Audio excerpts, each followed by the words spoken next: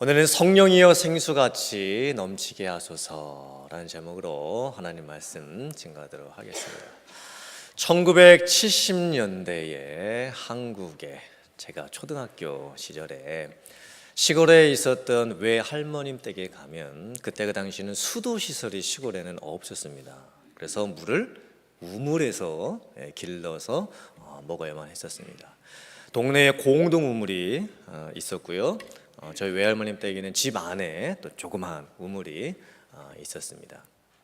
그 우물을 기르려면 줄에 달려있는 두레박을 밑에 이렇게 떨어뜨려 가지고 물을 퍼올려야 되는데 처음 우물물 기르는 게 쉽지가 않습니다. 기술이 필요한 거예요.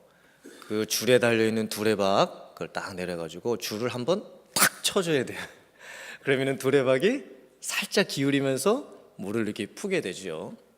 끌어올릴 때도요, 처음에는요 두레박이 우물 안에 이리 부딪히고 저리 부딪히고 해가지고요 분명히 많이 떴는데 나중에 건져보면 물이 안 남아 있습니다, 별로. 또 제가 서울에서 이제 초등학생, 중등학생 시절을 보냈는데 옛날에는 체육 시간에 이제 운동 막 하고 나와서 땀이 나면요 그냥 학교에 있었던 그 수도가에 가가지고 고개를 이렇게 옆으로 해가지고 물 틀어놓고 이렇게 막 마셨어요. 그러면 그 수돗물이 깨끗해가지고 그렇게 마셨냐? 아니었던 것 같습니다. 그 수돗물 먹고 배탈 난 적도 좀 많이 있었던 것 같아요. 그때 그 시절에는 바를 워러가 어디에 있습니까? 마실 물도 좋은 물 구해서 먹는 게 어려웠습니다. 지금은 시대가 좋아져가지고 저희가 바틀워러도 사 먹을 수 있고 비싼 바틀워러는요 코크나 스프라이트보다 훨씬 비싼 그 생수들이 많이 있습니다. 왜 생수가 필요할까요? 중요할까요? 물은 우리의 생명하고 직결이 되어 있습니다. 우리의 건강하고 직결이 되어 있는 거예요. 마실 물이 있다라는 것 굉장히 중요한 겁니다. 그래서 선교지에 가보면 아직도 그 더러운 물을 이렇게 정수해서 먹어야 되는 그런 곳도 많고, 그래서 선교할 때 저희들이 어떤 선교를 또 하죠? 우물을 그 마을에 파서 만들어주는 선교도 하곤 합니다. 제가 왜 우물 얘기를 시작을 하냐면, 생수 얘기를 말씀을 드리냐면, 오늘 말씀에 우물 사건을 통해 가지고 예수님께서 말씀하시는 중요한 내용이 나옵니다. 예수님께서 사마리아 카운티 수가시티에 가셨습니다. 사마리아 카운티는 어떤 지역이었었냐면 정통 유대인들이 이방인들하고 결혼을 해가지고 자녀를 낳아서 혼혈인들이 모여서 살고 있었던 곳이 사마리아 지역이었습니다. 오늘날의 우리들이 국제 결혼을 하는 것하고는 전혀 다른 차원입니다. 오늘날은 저희들이 얼마든지 한국 분들도 미국 분들이나 다른 분들하고 만나서 결혼하실 수 있죠. 근데 예수님 그 당시에는요, 이 정통 유대인들이 율법을 지키지 아니하고 이방 사람들을 만나가지고 결혼을 해가지고 자녀들을 낳고 산다, 그들끼리 모여서 산다, 이거는 참 굉장한 일이었습니다. 수치스러운 일이었고, 그래서 정통 유대인들은요 사마리아 사람들 만나면 말도 서로 안 해요. 상종조차 하지 않습니다. 동네를 지나갈 때도요 아래 동네가 유대이고 중간에 사마리아가 있고 윗동네가 갈릴리인데, 그러면 아래 동네 유대에서 사마리아를 이렇게 통과해서 가면 될 텐데 정통 유대인들은요 예루살렘 떠나가지고 갈릴리까지 갈 때 빙 돌아서 가는 거예요. 사마리아 땅 통과하기 싫어서 사마리아 사람들하고 만나서 얘기 나누는 것 율법에 옳지 못한 행동으로 여겨졌기 때문에. 근데 예수님께서 사마리아 카운티 수가시티에 들어가십니다. 예수님께서 일부러 가시는 거예요. 찾아가시는 거예요. 사실 사마리아 땅에 살고 있었던 사람들은요 사랑받지 못하는 사람들이었습니다. 환영받지 못하는 사람들. 성경은 이 부분부터 이제 은혜를 말씀하고 있는 거예요. 아무도 찾아가지 않는 그 땅에 예수님께서 친히 들어가십니다. 환영받지 못하고 관심받지 못하고 사랑받지 못할 그 사람들에게 예수님이 찾아 들어가시는 거예요. 사마리아 동네에 수가 이 지역에 가셔가지고 그곳에 우물가가 하나 있었는데 거기서 예수님께서 한 여인을 만나십니다. 예수님께서 여행 중에 목이 마르셔가지고 그 여인에게 말을 합니다. 나에게 물 한 잔만 좀 주시오. 그랬더니 사마리아 여인이 다짜고짜 이렇게 말을 하는 겁니다. 아니, 내가 보아하니 당신은 유대인인 것 같은데 보통 유대인들은 사마리아 사람들, 나 같은 사마리아 여인하고는 상종조차 하려고 하지 않는데 어찌 나 같은 여인에게 물을 달라 하십니까? 이렇게 얘기를 하는 거예요. 이 여인의 대답에는요, 반반이에요. 한편으로는 이분이 누구시지? 이분이 누구시길래 나 같은 사마리아 여인에게 물을 달라 하며 말을 것이지? 라고 하면서 기대감이 반이에요. 그 다음에 다른 한편으로는 퉁명스러운 것 반입니다.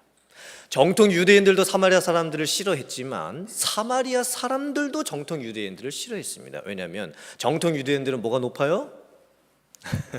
영적인 콧대가 너무 높은 거예요. 그래서 사마리아 사람들도 정통 유대인들을 싫어했다는 거예요. 이 사마리아 여인의 마음에는요, 예수님 보고 이런 뉘앙스로 얘기를 하는 겁니다. 아니 지금 나한테 지금 유대인인 당신이 물을 좀 달라고 하는 겁니까? 아니 왜 당신이 나 같은 사마리아 여인에게 물을 달라고 하는 겁니까?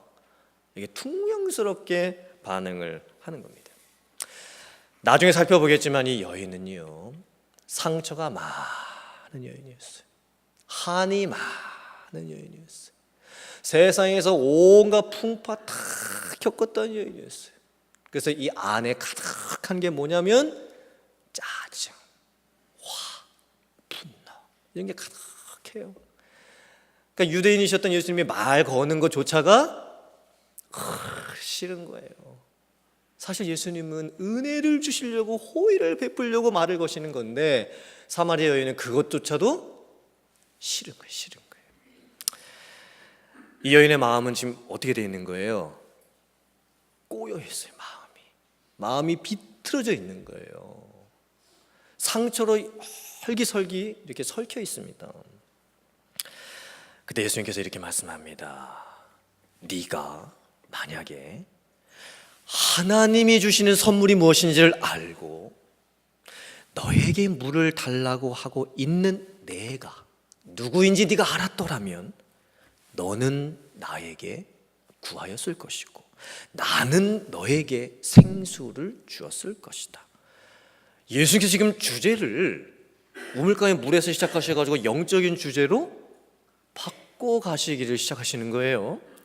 그리고 물 받는 사람, 물 주는 사람의 위치를 바꿔 놓으십니다. 지금 처음에 먹는 물은 누가 누구한테 달라 그런 거죠? 예수님이 사마리아 여인에게 달라 그랬어요. 근데 지금 예수님이 뭐라고 말씀하십니까? 네가 나를 알았더라면 네가 나에게 달라 하였을 것이고 내가 너에게 생수를 줄 수 있었을 것이다. 예수님이 물 달라 하는 사람과 물 주는 사람의 위치를 바꾸어 놓으시는 거예요. 지금 예수님께서는요, 이 여인에게 엄청난 거를 주려고 하고 계세요. 엄청난 은혜를 베풀어 주려고 하시는 거예요. 그리고 은혜의 초청을 하시는 거예요. 초청. 나에게 구하라. 내가 누구인지를 알아야 하고 내가 누구인지를 알게 되면 너는 나에게 무엇인가를 구할 수 있을 것이다. 그리고 네가 구하는 그것을 줄 수 있을 것이다. 나에게 구하라. 내가 줄 것이고 내가 채워줄 것이다. 예수님께서 은혜를 주시려고 더 한 발자국 다가가십니다. 그랬더니 또 이 사마리아 여인이 또 퉁명스럽게 대답을 합니다. 아니, 이 우물은 야곱의 우물이고 이 야곱의 우물은 우리 조상 대대로 야곱이 돈으로 사서 자녀들에게 주었고 그 대대로 그 우물을 지키면서 여기까지 와서 우리 조상 대대로 이 우물에서 우리가 물을 먹고 살았는데, 아니 지금 제가 당신을 보니 당신은 물 길을 둘밖도 없고, 그리고 우물은 이렇게 깊고, 이런 우물을 다른데 어디 가서 구해가지고 나한테 물을 준다는 말입니까? 당신이 우리 조상 야곱보다 더 큽니까? 이렇게 또 아주 퉁명스럽게 말을 하고 있는 거예요. 사실 이 여인은요, 역시나 반이에요. 반은 아니 예수님이라는 이분이 도대체 누구시지? 아니 지금 내가 예수님께 물을 줄 수 있는 상황인데 어떻게 예수님이 나한테 물을 준다고 하시는 거지? 기대감 반. 다른 편으로는 퉁명스러운 것도 반이에요. 아이 무슨 물을 어디서 구해서 나한테 준다는 말이냐? 저 사람이 우리 조상 야곱보다 크냐? 이 야곱의 우물이 얼마나 귀한 우물인데 이런 우물보다 더 귀한 우물을 어디 가서 나한테 준단 말이냐? 지금 이 사마리아 여인은요, 아직도 예수님이 솔직히 누구신지 몰라요. 그리고 예수님이 뭘 주려고 하시는지도 모르고 있습니다. 근데 사실 예수님 입장에서는요, 여인이 이렇게까지 하면 그냥 어떻게 하면 됩니까? 에이 나도 모르겠어 하고 그냥 떠나버리시면 되는 거예요. 예수님이 아무리 은혜를 주려고 하시지만 그 사람이 받으려고 하지 않으니 안 되겠다. 아휴 이 여인은 안 되겠다. 어쩔 수 없다. 포기해야 되겠다. 예수님이 떠나시면 그만인 거예요. 그런데 예수님께서 안 떠났어요. 끝까지 그 여인을 붙들어 주시려고 하십니다. 더 다가가려고 하시고 계속해서 예수님께서는 뭔가를 그 여인에게 자꾸 말을 걸면서 주려고 하고 계시는 거예요. 그 여인은 그것을 뭔지도 모른 채 받으려고 하지도 않고 있는 상황이고, 제가 이 부분을 묵상해 봤습니다. 야, 참 이것부터가 은혜구나. 여기서부터가 은혜의 시작이구나. 우리 교회를 다닐 때에 별로 믿음이 없으신 채로 그냥 교회만 왔다 갔다 하시는 성도님들을 일명 뭐라고 하지요? 무슨 성도라고 하잖아요. 나자로 시작해가지고 롱자로 끝나는 나이롱 성도라고 합니다. 나이롱 성도.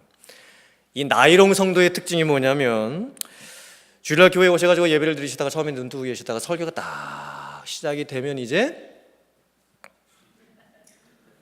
조시기 시작을 합니다. 설교 시간에 존다라는 것은요, 물론 피곤해서 좋을 수도 있어요. 얼마나 저희가 임인생활하는 게 피곤합니까? 그런데 설교 시간에 이제 졸기 시작한다는 것은요, 영적으로 봤을 때 아직 준비가 안 돼 있는 거예요. 마음의 준비가 안 돼 있어요. 말씀 받을 준비가. 근데 나이롱 신자의 특징이 뭐냐면요, 매 주일날 교회 와서 예배드리면서 좋는데도 그 다음 주일날 또 교회 오긴 옵니다. 그리고 예배를 드리기는 드립니다. 근데 또 좁니다. 근데 참 이게 기적과 같은 일입니다. 어떻게 보면 나이롱 신자가 사실은요, 세상에 가서 너무 재밌고 너무 신나고 나를 막 들었다 놨다가 해줄 만한 그런 세상에 뭐 쇼, 영화, 뭐 드라마 엄청 많이 있어요. 그럼 거기 가면 되는 거예요. 그런데도 그 나이롱 신자가 거기를 안 가요. 주일날 어디는 와요? 교회는 와요. 예배는 드려요. 그래도 졸기는 졸아도 예배 시간을 드리면서 조는 거예요. 그리고 자기도 몰라요. 매일 교회 와서 조는데도 그 다음 주일날 왜 또 교회 오는지 자기도 몰라요. 그냥 오게 되는 거예요. 그 이유가 뭘까요? 하나님의 붙들어 주시는 은혜가 있으셔서 그러신 거예요. 하나님이 그래도 그 영혼을 사랑하셔서 어떻게든 그 영혼의 발걸음을 교회로 가게 해주시고, 졸아도 교회 안에서 예배드리면서 졸게 하나님이 붙들어 주시는 거예요. 그 은혜예요, 은혜. 물론 이제 끝까지 나이롱 신자로 있으면 안 되겠죠. 예수님께서 사마리아 이 수가성 여인, 이 여인의 모습을 보면서 됐다, 에휴 내가 이제 떠난다, 그렇게 하지 않았어요. 또 한 발자국 더 다가가십니다. 그리고 이제는 이렇게 말씀하십니다. 화면 보시고 요한복음 4장 14절 말씀 같이 읽어보겠습니다. 시작. 내가 주는 물을 마시는 자는 영원히 목마르지 아니하리니 내가 주는 물은 그 속에서 영생하도록 솟아나는 샘물이 되리라. 예수님께서 점점 더 영적인 구원의 의미를 깊게 말씀하십니다. 나에게 물을 한 잔 달라 시작하셨고, 그 다음에는 내가 누구인지 아느냐. 네가 내가 누구인지 알았다면 너는 나에게 무엇인가를 구했을 것이고 나는 너에게 주었을 것이다. 그리고 나서 이제는 내가 너에게 주려고 하는 것은 뭐다? 속에서 영원토록 솟아나는 생수, 다시 마셔도 목마르지 아니할 속에서 솟아나는 샘물과 같은 생수, 그를 내가 너에게 줄 수 있다 말씀하시는 거예요. 이때부터 이제 이 수가성의 여인은요, 마음이 조금씩 움직여서 예수님께로 끌려가기 시작을 합니다. 아직도 솔직히는 반반이에요. 수가성의 여인의 마음은 그런 분이 세상에 도대체 어디 있냐, 지금 저분이 조금 나에게 지금 거짓말 치시는 거냐, 이런 마음이 반이고, 다른 한쪽에는 정말 내가 내 인생을 지금까지 살아오면서 힘들고 정말 어렵고 괴롭게 살았는데 그 어디에서 내가 무엇인가를 찾아서 잡아보려고 했지만 아무것도 내가 가져보지 못하고 체험받지 못하고 살았는데 행복을 찾아가지고 어디선가 그 행복을 찾았다 싶으면은 내 손에서 놓아져서 없어져 버리고, 여기 가가지고 잡았다 싶으면 또 내 손에서 놓아져서 없어져 버리는 그 신기루 같은 그 행복을 여기저기 기웃거리면서 찾아봤지만 이 세상에서는 찾지 못하고 살았던 내 인생. 정말 이분이 누구신지 내가 모르겠지만 저분이 정말 그런 생수 같은, 내가 그렇게 찾아 헤맸던 그 행복, 그 만족, 그 체험, 그걸 저분이 정말 주실 수 있다는 걸까? 그리고 나서 이제 이 여인의 마음이 더 움직여지고요, 달라 그래요, 예수님한테. 그 물을 나에게도 주소서. 그래서 내가 다시는 이 우물에 와서 이 우물에서 물을 마시지 않아도 될 수 있게 해 주소서. 이제 이 여인의 마음이 어떻게 됐어요? 열린 거예요. 근데 그때 예수님께서 이 여인에게 아주 충격적인 말씀을 하십니다. 네 남편을 데려오라. 이 여인이 이 예수님의 말을 듣고 크게 당황합니다. 충격을 받고, 그리고 얼떨결에 이렇게 대답을 합니다. 저는 남편이 없습니다. 그랬더니 예수님께서 이번에 또 뭐라고 말씀하시냐면, 옳도다. 네가 남편이 없다 하는 말이 옳도다. 너에게 과거에 남편이 5명이나 있었고 지금 있는 남편도 네 남편이 아니니 네가 남편이 없다 하는 말이 옳도다. 이게 지금 무슨 상황일까요? 이 여인에게 남편이 5명이나 있었다라는 것이 무슨 뜻일까요? 이 여인은 결혼하고 이혼하고 결혼하고 이혼하고 결혼하고 이혼하고 결혼하고 이혼하고 결혼하고 이혼하고 5번이나 했어요. 이게 어쩔 수 없이 이혼한 게 아니에요. 정말 불가피하게 이혼했던 게 아니에요. 의도적으로 그렇게 한 겁니다. 그러니까 남편을 바꾼 거죠. 계속. 이 여인이 또 많은 남자를 만났습니다. 그런데 그 남자에게로부터 뭔가를 체험받을 수 있었다고 생각했는데 그게 안 됐습니다. 그랬더니 남편을 바꿉니다. 이번에는 잘생기고 멋진 남편을 만났습니다. 그 남편이 내게 뭔가를 줄 수 있다고 생각을 하고 기대를 했는데 체험받지를 못합니다. 또 바꿉니다.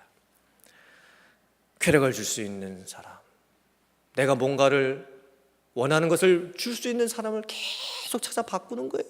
그런데도 안 되는 거예요. 이 여인은요, 자기 마음대로 살았던 여인이었어요. 자유분방하게 살았던 여인이었어요. 해볼 거 다 해봤던 여인이었어요. 남편을 5번이나 바꿨으면 뭘 못해 봤겠습니까? 그런데 안 채워지는 거예요. 만족이 없는 거예요. 여전히 마음은 비어 있는 거예요. 그리고 이제 사람들로부터 당하는 것은 뭐예요? 손가락질이에요. 남편 5번이나 바꾼 여자라고. 예수님께서 근데 이 여인의 가장 비밀한 부분, 가장 은밀한 부분, 가장 숨기고 싶은 부분, 그 부분을 정확하게 건드리시는 거예요. 이 여인은 사실 누구에게도 그 자신 안에 있는 상처를 보여주지 않았어요. 근데 예수님께서 그걸 어떻게 아시고 급소를 찌르시는 거예요. 그 여인에게서 있었던 아무에게도 들키고 싶지 않았던 그 부분을 예수님이 터치하시는 거예요. 그건 바로 죄였습니다. 죄. 꽁꽁 싸매 두었던 자기만의 죄, 누구도 해결해 주지 못했던 자기만의 죄. 그래서 인생의 엄청난 아픔과 슬픔과 여러 가지 고난과 고통, 어려움을 가지고 살았던 자기 자신의 이 속 안에 한 맺혀 있는 이 부분을 예수님이 건드리시는 거예요. 예수님이 왜 그렇게 하실까요? 예수님께서 그 여인 보시면서 있는 모습 그대로 나오라. 지금 너의 모습 있는 그대로의 모습 그대로 나오라. 이렇게 다시 한번 초청을 해주시는 거예요. 사실 그 여인은요, 그 문제가 건드려지지 아니하고 그 문제가 해결되지 않으면, 그 가장 큰 죄의 문제가 해결되지 않으면 예수님이 주시는 그 어떤 것도 받을 수가 없어요. 그래서 예수님이 건드리시는 거예요. 있는 그대로의 그 모습 그대로 나오라. 다시 한번 은혜로 초청을 해주시는 거예요. 근데 사실 우리들이 있는 모습 그대로 교회 나오는 게 참 쉽지가 않아요. 저희가 전도하다가 보면 어떤 분들이 이렇게 말씀들을 많이 하시죠. 제가 술 끊고 교회 나가겠습니다. 제가 담배 끊고 교회 나가겠습니다. 제가 뭘 좀 해놓고, 뭘 좀 이뤄놓고 제가 나중에 좀 교회 나가겠습니다. 제가 도덕적으로나 사람들이 봤을 때 그래도 내가 좀 사람들 앞에 뭔가를 좀 보여줄 수 있을 정도, 그 정도 되면 제가 교회 한번 나가보겠습니다. 왜 그분들께서 그렇게밖에 말씀하실 수가 없을까요? 사실 우리들은요, 내게 있는 부족한 모습, 연약한 모습, 그거를 남들에게 보여주기 싫어하고 어려워해요. 어린 아이였을 때는요, 쉽게 교회 나올 수 있습니다. 친구 따라가지고. 근데 나이가 먹어갈수록, 나이가 많이 들어갈수록 교회 나오는 게 어려운 거예요. 왜냐하면 내가 그래도 좀 이 정도 되는 사람이라는 것은 좀 갖춰놓고, 그리고 교회 가서 그런 모습을 좀 사람들에게 보여야 되지 않을까, 그런 마음이 있어서 그러는 거예요. 내가 어느 정도 내가 생각하는 그 수준이 되면 나도 이제 교회 갈 수 있을 것 같습니다. 충분히 이해되죠. 그런데 예수님께서 사마리아 이 수가성 여인에게 뭐라고 말씀하시냐면 그대로 나오라는 거예요. 있는 모습 그대로 나오라고 말씀하시는 거예요. 사마리아 여인이 생각했을 때는 어느 정도 수준이 될 수 있을 거라고 생각했지만 예수님이 보셨을 때는 그것은 불가능한 거다. 내가 나를 보고 다른 사람이 날 봐줬을 때 어느 정도 수준 돼서 하나님 앞에 나가는 것은 불가능한 일이다. 있는 모습 그대로 나오라. 그리고 예수님께서 받아주시겠다 말씀하고 계시는 거예요. 엄청난 은혜의 초청을 다시 한번 해주고 계시는 거죠. 사실 교회 안에 모여있는 우리들의 모습을 보면요, 우리들의 모습이 이 사마리아 수가성의 여인의 모습보다 더 나을 것도 없어요. 사실 우리들의 모습도 죄 투성이고 상처 투성이고 아픔 투성이고 눈물 투성이고 짜증 투성이고 한계 투성이에요. 저와 여러분들의 모습이 그런 거예요. 정말 내 온몸에, 내 삶의 모든 영역에 다 세상에 투성이들이 붙어 있어요. 너무나 많은 투성이들이 붙어 있는 거예요. 근데 그게 해결이 안 돼요. 그런 모습으로 우리가 이 세상에 살고 있는 거예요. 수가성 여인이 깜짝 놀랍니다. 이 예수님이라는 분이 다 알고 계셨구나. 처음부터 다 알고 나에게 오신 거였구나. 내가 이분에게 과거를 얘기해 준 적도 없는데 어떻게 예수님이 나의 그 과거를 다 알고 계시는 걸까? 한편은요, 너무 당황스러워요. 너무 부끄럽기도 하고 도망가고 싶을 거예요 아마. 근데 다른 한편으로는 이 수가성의 여인이 예수님을 바라보면서 기대감이 생겨요.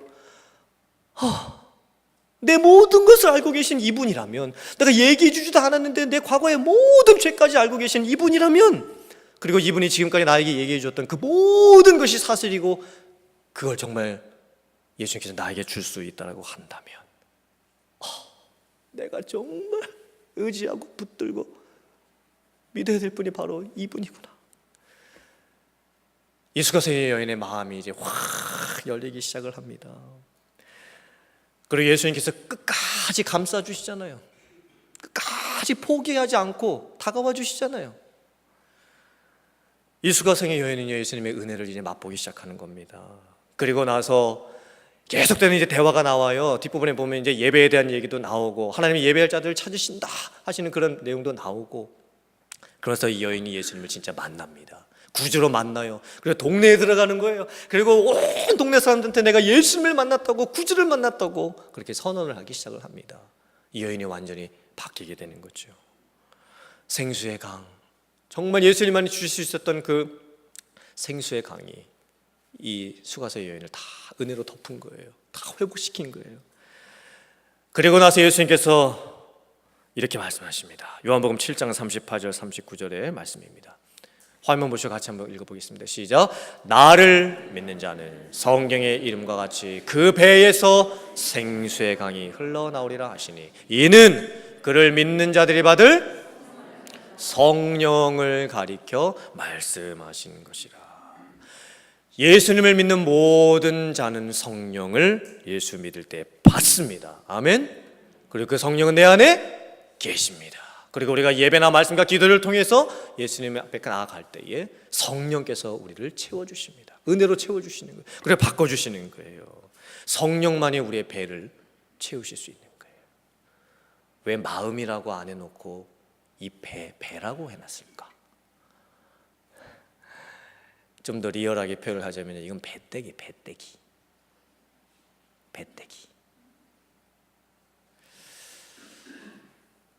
우리 모두에게는요 어딘가 배때기가 있어요. 배때기. 그리고 세상에서 세상의 것들로 내 배때기를 채우려고 하는데 그 배때기가 채워지지를 않아요. 그 비어있는 내 배때기가 뭔가로 좀 채워졌으면 좋겠는데 아무리 세상에서 그것을 찾아봐도 채울 것이 없어요. 안 채워져요. 세상 것 가지고는 내 배때기가 안 채워지는 거예요. 오직 그 배를, 그 갈급한 배를 누가 채워주십니까? 하나님, 예수님, 그리고 성령께서 채워주시는 거예요. 그 돈이 뭐라고 죽을 고생하면서 돈을 모으는데도, 돈에 무슨 발이 달린 것도 아닌데 돈이 통장에 들어왔다가 나갔다가 합니다. 그게 우리에게 얼마나 많은 스트레스를 주고 피곤을 주고 있습니까? 안 채워줍니다. 건강, 예전에는 정말 황소랑 붙어가지고 황소도 정말 한번 넘어뜨려 볼 수 있어요. 그 정도로 자신만만했지만 이제는요 힘도 빠지고 약은 더 많이 먹어야 되고 언제 쓰러질지 모르는 인생이 돼버렸어요. 육적인 이런 피곤함, 스트레스 한계도요 세상에서는 채울 방법이 없어요. 영적으로도 그렇습니다. 이게 목마름인 거예요. 갈급함, 갈증인 거예요. 안 채워지는 우리의 인생의 모습인 거예요. 그런데 오늘 이 말씀에 답이 있습니다. 하나님이 주시고자 하시는 은혜가 있는 거예요. 복음이 우리를 살리는 줄을 믿습니다. 말씀이 우리들을 회복시키는 줄을 믿습니다. 예수님께 가서 예수님이 누구신지 알고 내가 예수님께 구하면 예수님이 우리에게 채워주시는 거예요. 그리고 성령, 예수님을 믿게 될 사람들이 받게 될 그 성령께서 우리 안에서 역사하시면서 샘솟듯 하게 해주시는 그 생수의 강, 그 영적인 역사를 우리에게 주시겠다 약속해 주셨습니다. 사랑하는 성도님들, 갈증, 목마름, 실패, 좌절감, 사실 우리가 수가성의 여인보다 나은 게 뭐가 있겠습니까? 그런데 있는 그 모습 그대로 우리는 예수님께 나아가면 되는 거예요. 그리고 예수님께서 채워주십니다. 그냥 배때기 정도 채우면서 사는 그런 인생이 아니라 정말 우리 영혼에 있는 그 갈증, 갈급함들을 하나님께서 성령을 통해서 주시겠다 약속해 주셨습니다. 그 은혜를 받고 체험받을 수 있는 여러분들 되시길 주님의 이름으로 축복합니다. 우리는 이제요 흘러 넘치는 삶을 살 수 있어요. 차고 넘치는 삶을 살 수 있는 거예요. 성령이 주시는 생수 같은 은혜, 그게 이미 어디에 있습니까? 내 안에 있어요. 여러분들 안에 계세요. 이제는 그게 흘러 넘쳐야 돼요. 충만하게 흘러날 수 있어야 됩니다. 이제 말씀을 마치면서 영혼이 살아나는 역사, 우리의 몸이 회복되는 역사, 우리의 삶의 공허함이 채워지는 그 모든 역사는 성령을 통해서 우리에게 주실 그때인 줄 믿습니다. 이런 놀라운 성령의 충만한 역사를, 생수같이 흘러넘치는 역사를 매일매일 체험하며 누리시며 살아가실 수 있는 사랑하는 성도님들 다 되실 수 있기를 주님의 이름으로 축원합니다. 아멘.